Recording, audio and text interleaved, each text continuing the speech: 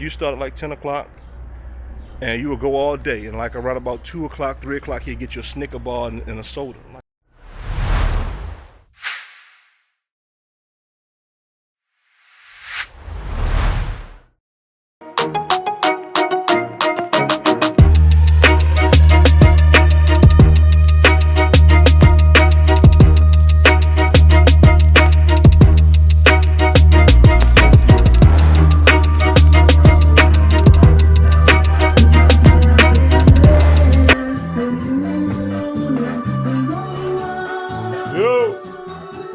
Yo, how you doing?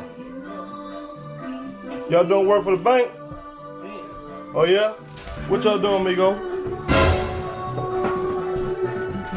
Hi. What you working on? I'm at the top of this property. Came in, somebody's already working on other contractors.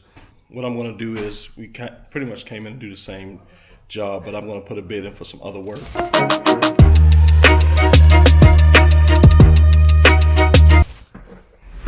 is the second floor.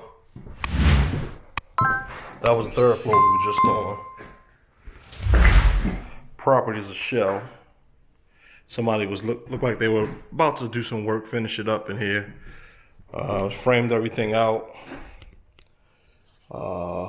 You can see all the, pretty good frame, and they just stopped. So they're gonna close this room off to make another, to make this one solid room. And so here's the other side of this room. So we're in the process of finishing this place. So it's gonna do a double sink. So one on this side, one on the other side. So, and this is all of the junk we saw was coming in. So, they kind of stopped midstream. It's crazy. She left a ton of drywall, but all this got to be taken out. They got some plumbing pipe, siding, insulation, some more drywall and flooring. The man must have been sleeping in here.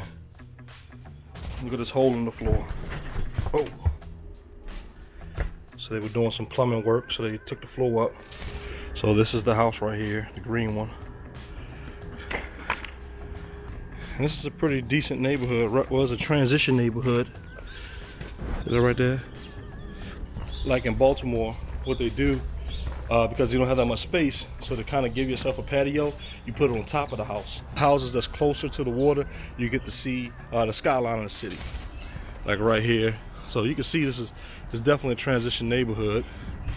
All right. I just wanted to kind of show you guys the neighborhood. So right now these houses are probably going for fixed up, probably around about four to five. So yeah. So fix up this house, the bank can make a nice profit off of it. So, even that little teeny house with some high-end appliances in there, great location. And the neighborhood's transitioning, so you gotta get some cable or something. I almost got hit in the head with that electrical wire. And we gotta look at the bathroom. Always gotta look at the bathroom, because there's always a baloney butt moments. But I don't know what's over there. I don't know what that is. Yeah, I don't know what that is right there. Look like somebody who was really hairy shaving. Ah, gross! It could be a rat that exploded. That's a hole. That's the vent from the air conditioner or the heater. So it's nice to put something over top of it so you don't fall through the hole, break your leg, your ankle, whatever. You definitely got to be careful on these properties. 48 pieces of sheetrock over here, and probably another 30 over there. So you got 70 pieces of sheetrock right there. This is kind of off the cuff, so forgive me if it's not A to Z for you. Maybe I'll do that a little later. Basically, the property preservation business, you go in, you assess the property, you see what needs to happen. You can do from anything from concrete to roof repair to all that stuff. And a lot of times you don't have to do it yourself, but you can contract that out and have someone else to do it. You just want to have a little cushion there for yourself so you can make a little money off of it. So what is property preservation?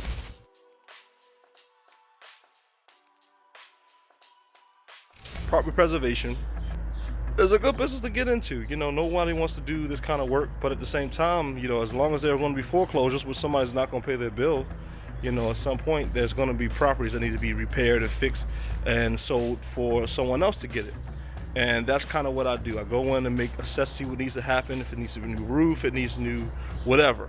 Kind of got into this, had some experience. My first house that I had, I went in and fixed everything up from pretty much from A to Z. You know, had a little bit of help.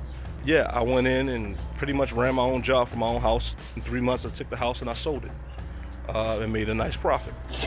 So I'm pretty experienced when it comes to doing this. I was going to, my father would take me to houses. He has houses, and he would take me to his houses. I hated it. One of the reasons why I hated it, and a lot of times, so he would get the best deal in the worst neighborhood because it was cheap, and he can go in and fix it up.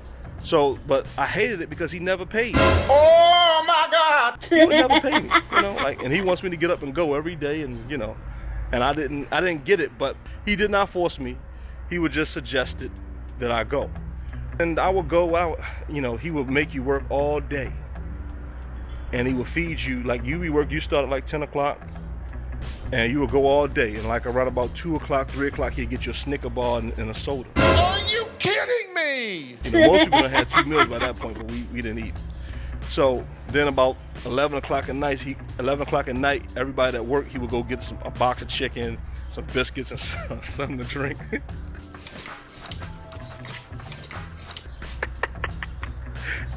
And then that's what we would eat.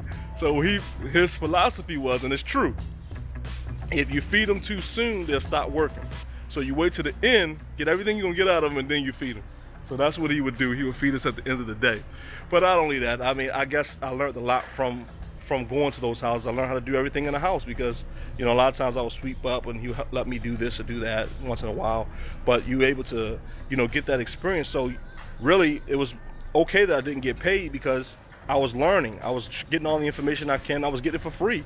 Whereas most of us pay to get our education. We go to school. We pay to get the knowledge. And we're just getting firsthand knowledge and able to do the work. That's kind of how I started in this part. So I just researched. I looked in and said, okay, companies that do property preservation, because I heard about a few things and how this happened. As you probably heard about it, that's why you're watching this channel. So I got into it and I looked up the companies and I found one. And I filled out the information, and you can do the same thing. You know, found out those companies. Five Brothers, I think it's Five Brothers. I'll list a few of them in the description. Obviously, there's a lot of work out here. They sent us a letter, said, "Hey, we need y'all to keep your companies open, keep your employees out there, keep everyone out there working, because these things still have to get done, even though we're in a pandemic. You're still able to make money." Right now, I'm supposed to be doing a winterization, but I just told them they already started, so just go ahead and finish the winterization. And basically, a winterization, getting the water out of the system. Once you get the water out of the system, then you pressure test it with air. Once you pressure test it with air, antifreeze that's good for housing, not the antifreeze that you put in your car.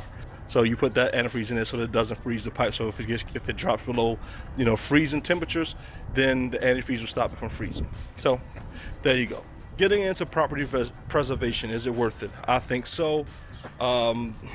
You know, you can build it how you need to build it. As I'm going through this process, I mean, I knew about the other side of it, but that's why I got out of it because, so let me go back, right? So I was doing REO, and REO is good if you're trying to get into this business to start there because it doesn't take that much overhead. If you're starting out, if you're a one-man operation, that's going to be good for you.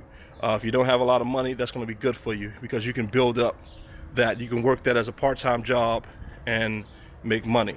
You know, but my thing was the reason why I got out of it because I didn't think it was only making enough money for me because I didn't have a landscaping company. I wasn't trying to do a landscaping company, and I wasn't trying to do a locksmith company. But if you have a locksmith company, if you have a landscaping company, REO is great. If you're in Carroll County, you can get all the properties that they want to give you in Carroll County. So if it's definitely good if you're a small business looking to become a larger business. And the thing about it is that there's room to grow to be a larger business. So you can start out in the REO side and end up in the property preservation side. And the property preservation side, you make a lot more money because you're able to, say for instance, you first on a first order, which is a convey order, if you're the first one there, if they send you an order to go assess the property. The bank has now taken over this property from the former owner of the house. There's $5,000 that you can make off this property, from capping the water lines, winterization, lock change, emptying out the house. If you get one of those a week, you're looking at $5 grand a week.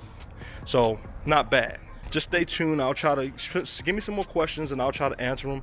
But right now I came outside because they're in there still doing some, I want to take a break and talk to you all.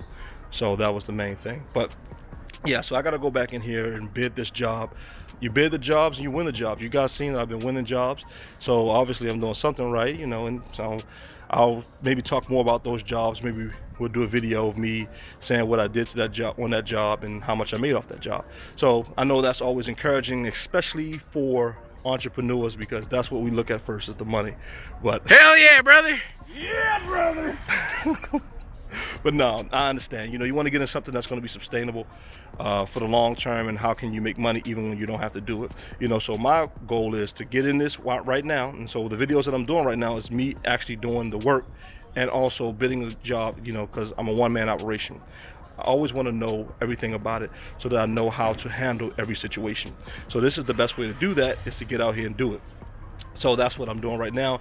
Eventually I will add some employees, and I will have they'll be out there doing the work, and I know that it needs to be done, how long it takes and everything, so if they're crapping around, I know. I think this is definitely profitable business to get into. So if you're looking to get into property preservation, this is a great place to start. But yeah, so I think I talked enough on this one. Yeah, but send me some more questions, some more comments, and I'll try to answer it, and we'll go from there.